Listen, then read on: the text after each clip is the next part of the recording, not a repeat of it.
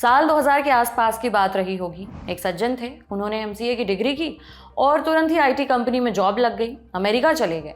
इतनी तरक्की हुई कि कुछ समय बाद पूरे परिवार को अमेरिका में ले जाकर सेटल कर लिया। वो इकलौते नहीं थे। वो ऐसा दौर था जब आपको आए दिन पड़ोसियों के पास इस तरीके की जॉब लगने की खबरें आती रहती थी। वो टाइम ऐसा था जब आईटी की पढ़ाई करने वालों की जॉब तय है ऐसा माना जाता था, वो भी ऐसी वैसी नहीं, मोटी सैलरी पर। इन 20-30 सालों में इंडस्ट्री ने ज़बरदस्त ग्रोथ हासिल की, ऐसी तरक्की की कि आज ये 250 अरब डॉलर से ज़्यादा की इंडस्ट्री हो चुकी है और भारत के जीडीपी में इसकी हिस्सेदारी 7.5% हो चुकी है। 58 लाख से ज़्यादा लोगों को इसने नौकरियां दे रखी हैं। लेकिन आज इसी इंडस्ट्री की चमक फीकी होती दिख रही है। टीसीएस, इन्फोसिस, विप्रो जैसी कंपनियों के मुनाफे साल दर साल कम होते जा रहे हैं। जिस इंडस्ट्री में आज 58 लाख लोग काम करते हैं, वहां कंपनियां नई हायरिंग के नाम पर हाथ बांधे नजर आ रही हैं। एक्सपर्ट्स कह रहे हैं कि आईटी इंडस्ट्री को अब अपना प्लान बदलना चाहिए, कुछ नया करना चाहिए। तो आज खर्चा पानी में बात करेंगे इसी इंडस्ट्री की, जानेंगे कि भारत की आईटी इंडस्ट्री का हाल खराब क्यों होता जा रहा है, भारत की टॉप आईटी कंपनियों ने कहाँ गलती कर दी, आईटी इंडस्ट्री का भविष्य कैसा दिख रहा है और इस इंडस्ट्री में लगे हुए जो लोग हैं उनका क्या भविष्य दिख रहा है। इसके अलावा जाते जाते शेयर मार्केट में हुई रिकॉर्ड रिकवरी पर भी बात करेंगे। नमस्कार, मेरा नाम है उपासना और आप देख रहे हैं लल्लन टॉप का डेली फाइनेंशियल बुलेटिन खर्चा पानी। Brought to you by Bank of India.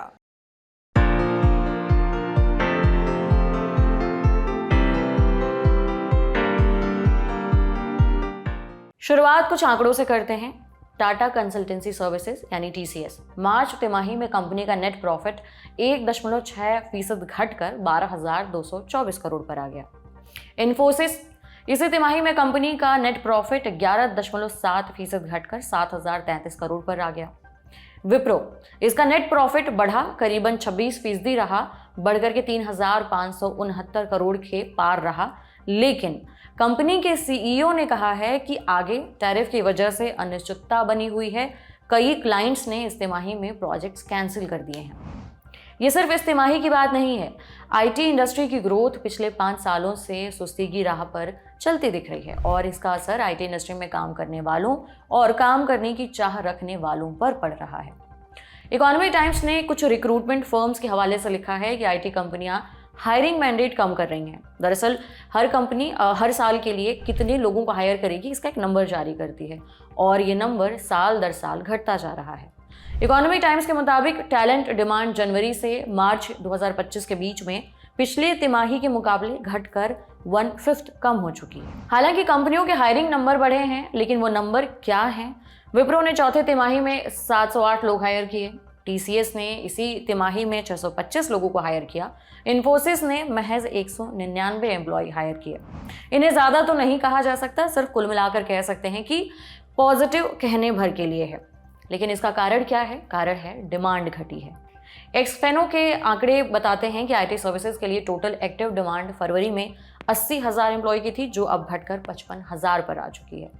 ऐसे में इंडस्ट्री एक्सपर्ट्स सवाल उठाने लगे हैं कि क्या आईटी इंडस्ट्री का समय पूरा हो गया है? क्या ये सिर्फ तात्कालिक असर है या फिर ये सुस्ती परमानेंट है, या आईटी इंडस्ट्री कहीं चूक कर गई? इन सवालों के जवाब से पहले हमें थोड़ा सा आईटी इंडस्ट्री के इवोल्यूशन को देखना होगा, उसके इतिहास को देखना होगा।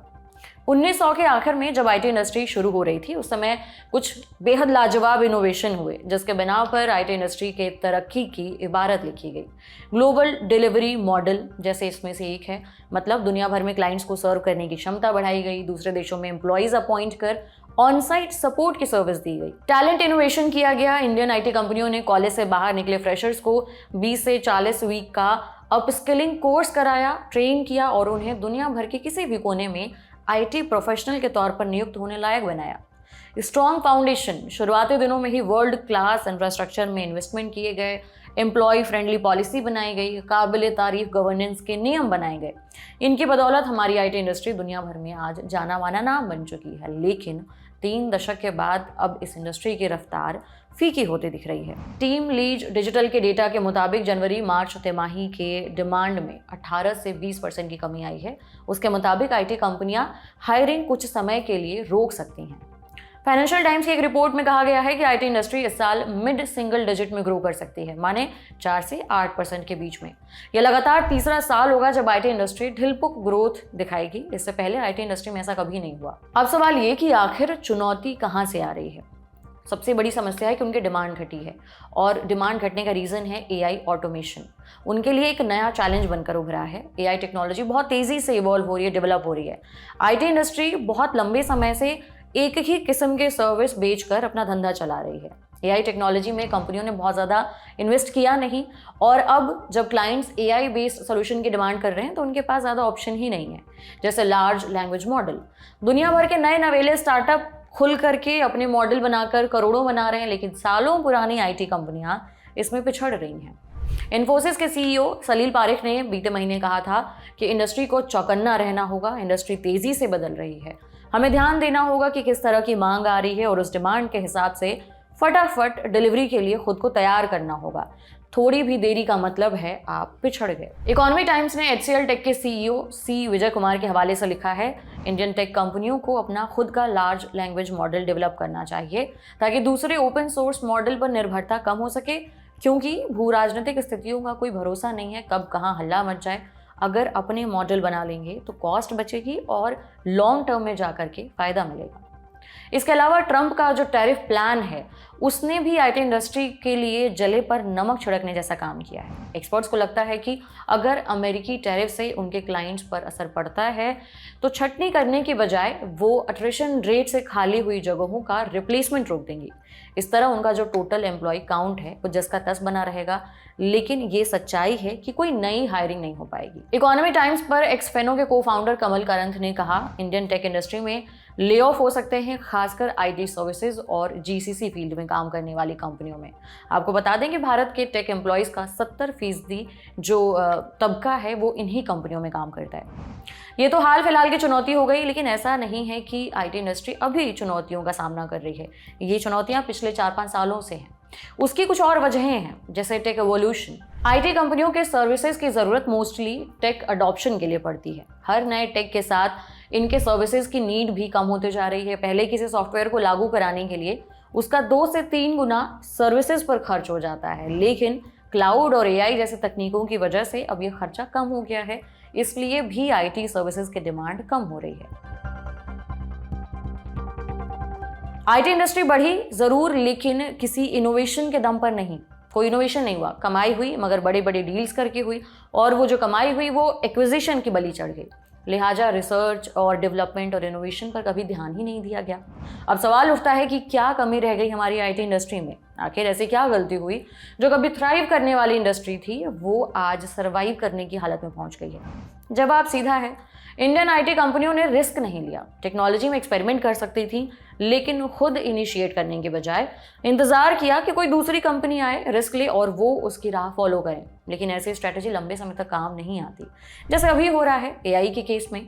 ज़्यादातर इंडियन आईटी कंपनियों ने इस फील्ड में कोई रिसर्च डेवलपमेंट या फिर आईपी नहीं अपना पेश किया है, बल्कि ट्रेनिंग और पार्टनरशिप के भरोसे ही चल रही हैं। कुछ आईटी कंपनियों को छोड़ दें तो बाकी की ज़्यादातर आईटी फर्मों ने सिर्फ कोर बिजनेस पर ही अपना फोकस लिमिटेड रखा। किसी ने भी ये पहचानने की जहमत नहीं की कि कहाँ पर और एक्सपेंशन किया जा सकता है या फिर कहाँ मौके बन सकते हैं। इस केस में सबसे अच्छा उदाहरण तो अमेजॉन का है। शुरू की थी बुक स्टोर के साथ, फिर ई कॉमर्स कंपनी हुई और फिर क्लाउड सर्विसेज में आ गई। जाहिर सी बात है, जब कुछ अलग करते हैं तो रिस्क तो रहता है, लेकिन तभी आप खुद को फ्यूचर में रिस्क प्रूफ बना पाते हैं।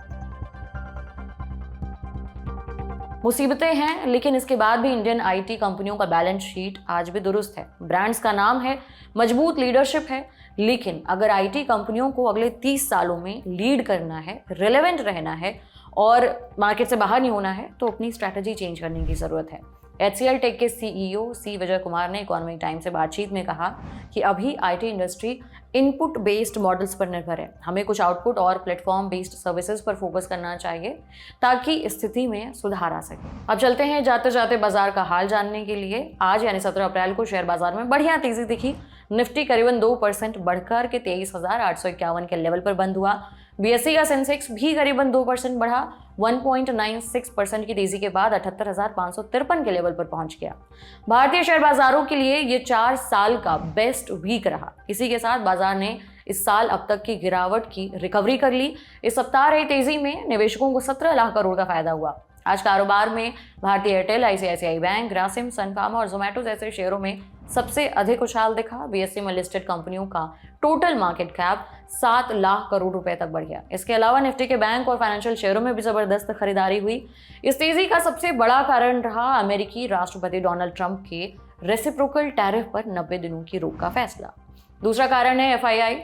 लंबे समय की बिकवाली के बाद विदेशी निवेशक भारतीय बाजार में लौट चुके हैं। उन्होंने लगातार 2 दिन खरीदारी की। एक्सचेंज के आंकड़ों के मुताबिक बुधवार यानी 16 अप्रैल को विदेशी निवेशकों ने 3,936 करोड़ के शेयर खरीदे हैं। शुक्रवार को गुड फ्राइडे की वजह से मार्केट बंद रहेंगे। अब सीधे शेयर बाजार 21 अप्रैल को खुलेंगे।